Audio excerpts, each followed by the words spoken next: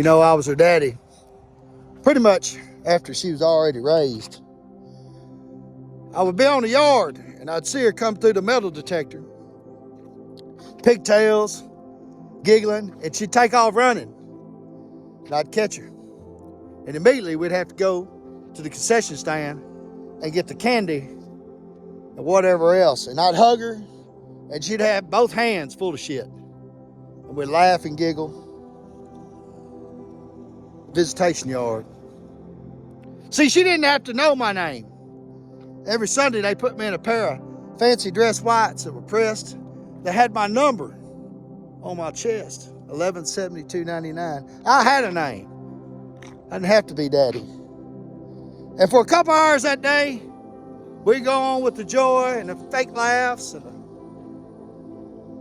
the non-detentes, whatever you say.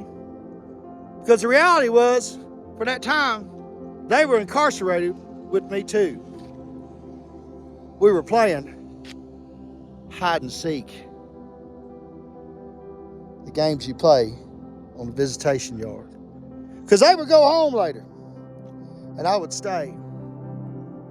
And that was how I raised my daughter for 3 or 4 years. In the Malvern visitation room with the big wooden tables. She would get to come see me. And then she'd have to go away.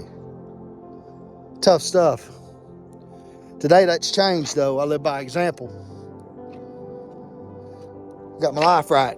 God, foundations, discipline, and I try to be the best dad in my life. We don't have to play the game hide and seek no more. We get to live together in love. And thank you, God. God bless America. Fluid English. God bless you.